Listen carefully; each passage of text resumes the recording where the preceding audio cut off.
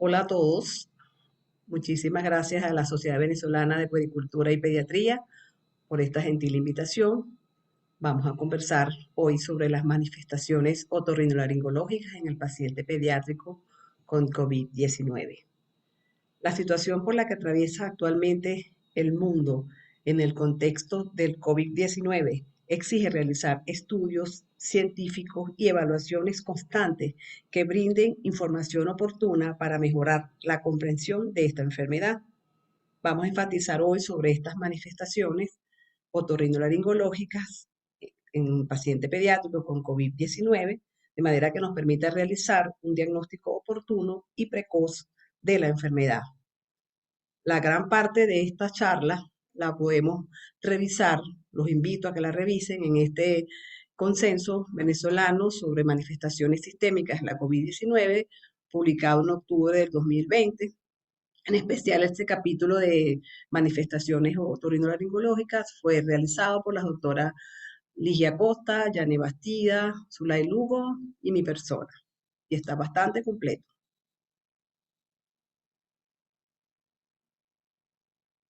La COVID-19 en la población pediátrica se expresa con síntomas y signos clínicos que según la frecuencia de su presentación pueden ser generales, como la fiebre, fatiga, malestar general, síntomas otorrinolaringológicos, de los cuales voy a detallar más adelante, respiratorios como la tos, la dificultad respiratoria, la disnea, síntomas gastrointestinales como diarrea, vómitos, dolor abdominal, otros síntomas como los exantemas, las alteraciones unguiales, el síndrome multisistémico pediátrico que tenemos que tener en cuenta.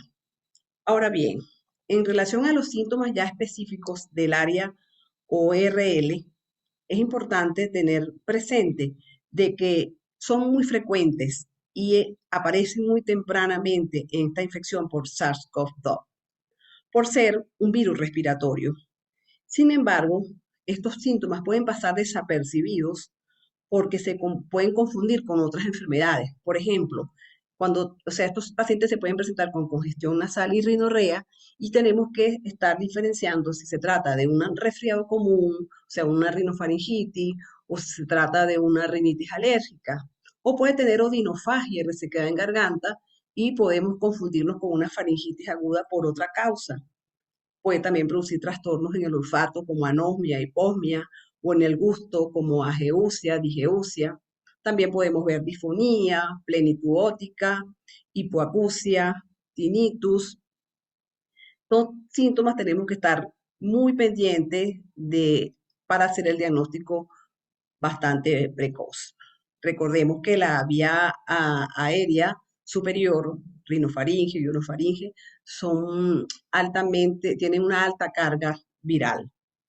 En cuanto a las manifestaciones rinosinusales y orofaringias, es importante destacar la alteración del olfato y del gusto, lo cual lo estamos viendo cada vez más frecuente en la edad pediátrica y se pueden presentar como síntomas tempranos o síntomas aislados. Pueden ser, pueden servir como un criterio útil para identificar pacientes en la primera etapa de la infección. Podríamos decir que son identificadores, tempranos de esta enfermedad. En la mayoría de los casos, tanto la anosmia como la disgeusia son temporales y pueden durar días e incluso en la minoría de los casos puede durar de 1 a 3 meses, pero la mayoría se recuperan en días. Es importante también destacar aquí que hay que hacer diagnóstico diferencial con la rinosinusitis crónica. Recordemos que la rinosinusitis crónica, los pacientes pueden cursar con problemas de olfato, pero estos síntomas son mucho más permanentes. Y bueno, es importante entonces investigar antecedentes de rinosinusitis. En cuanto a la etiopatogenia de estos trastornos del olfato y del gusto, estudios recientes nos han dado como luz para investigar, pues, para saber sobre los mecanismos que pueden producir estos trastornos. Sabemos que el sentido del gusto y la identificación de los sabores están íntimamente relacionados con el sentido del olfato. Por lo tanto, la inflamación de los quimiorreceptores puede provocar anosmia y digeusia que se puede expresar en los niños con COVID-19, inclusive asintomático o junto con otros síntomas. Se ha encontrado que el SARS-CoV-2 se replica particularmente bien en la nariz, con altas cargas virales que tienen afinidad con receptores de la enzima convertidora de angiotensina 2 y el TMPRSS2, que no es más que la proteína de la superficie de estas células SARS-CoV-2. Y entonces estos receptores van a provocar un aumento de la posibilidad de que estas células epiteliales olfativas se inflamen y provocan este tipo de anosmia. Pero estos receptores ACE2 también se encuentran en la mucosa oral y en la lengua y pueden representar un mecanismo potencial para disfunción gustativa en conjunto con la afectación de los pares craneales 5, 7 y 9. Hablando de manifestaciones otológicas, se ha detectado recientemente también la presencia de este virus SARS-CoV-2 en el oído medio y en la mastoides de un pequeño número de pacientes. Afortunadamente no es en la gran mayoría, pero sí hay ya unos cuantos casos reportados. Este virus tiene afinidad por el epitelio respiratorio y por supuesto puede diseminarse al oído tanto por vía de la mucosa a través de la trompa de Eustaquio o por viremia. También hemos visto que cuando estamos, por ejemplo, haciendo cirugías donde tenemos que hacer succión o fresado de la mastoide, de esta manera también puede haber diseminación y contacto. Esto es importante tener presente porque tenemos que utilizar equipos de bioseguridad cuando hacemos este tipo de cirugía. También podemos observar hipoacusia en la etapa tardía de esta enfermedad.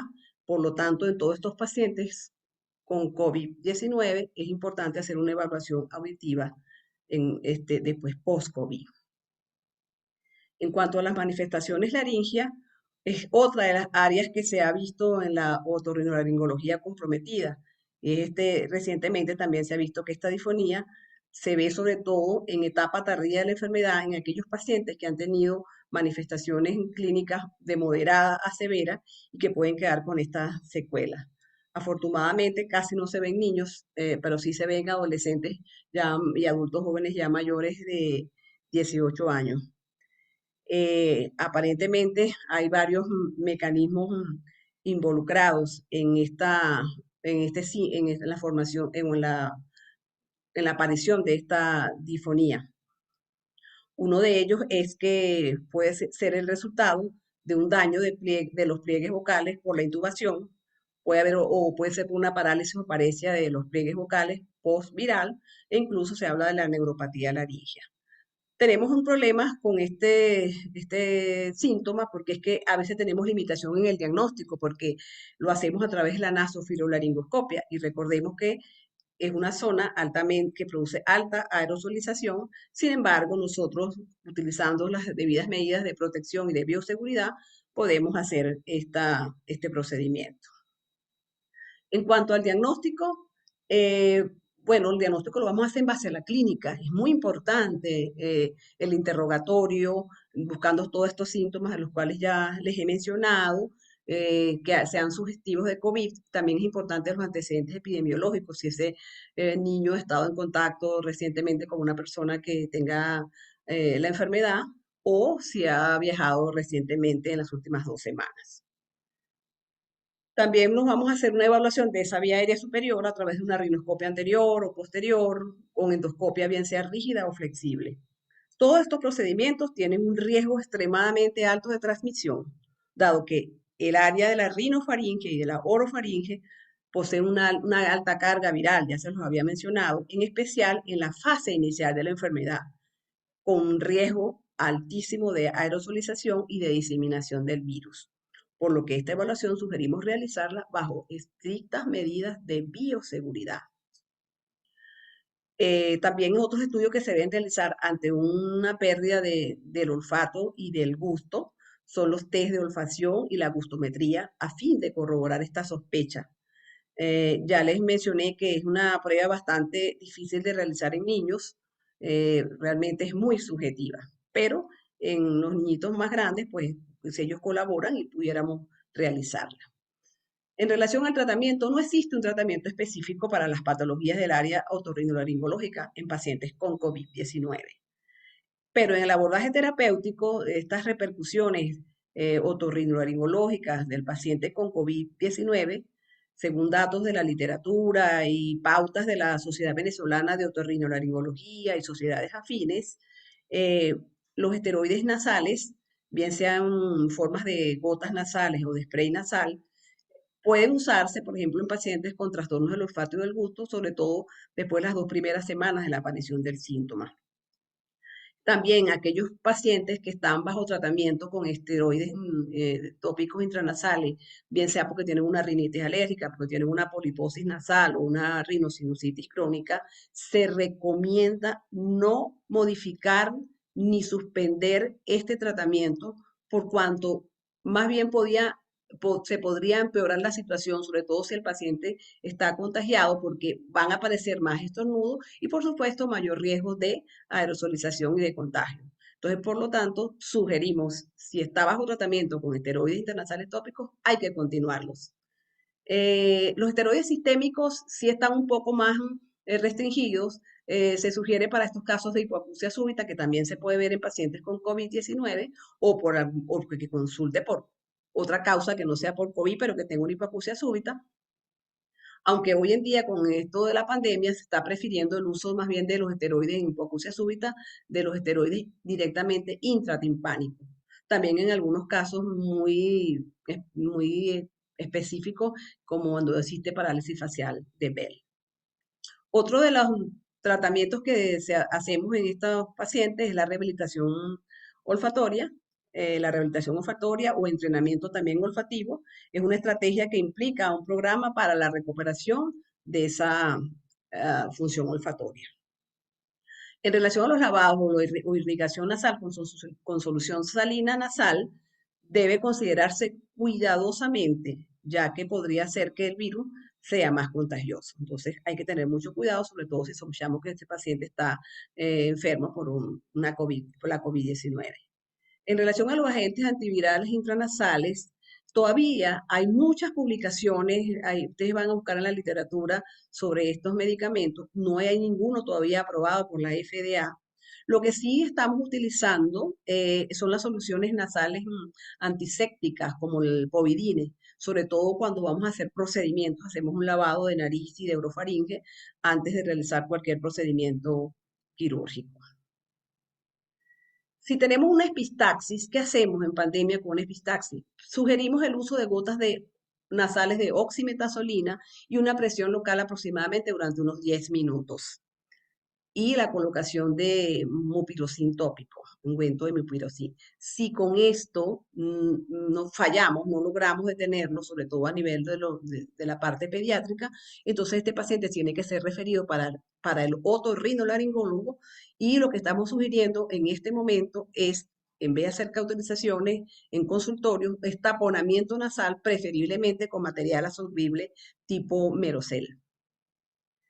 Si estamos, esos son las epistaxis anteriores. Si es una epistaxis posterior, la recomendación es taponamiento o, mejor aún, la embolización.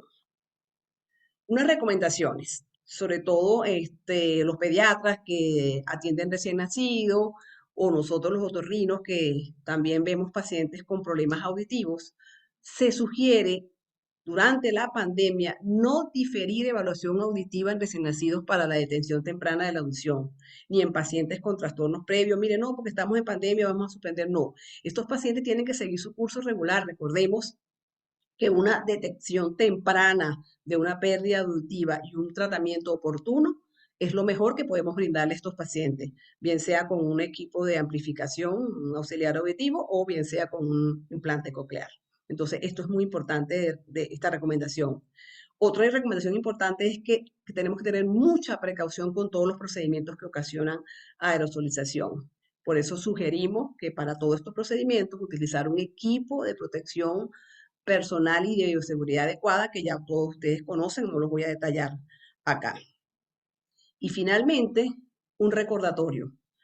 Y es que tenemos que tener presente que la mayoría de los pacientes pediátricos con enfermedad por COVID-19 son asintomáticos y que es importante realizar una PCR en tiempo real antes de cualquier procedimiento o cirugía. Muchísimas gracias.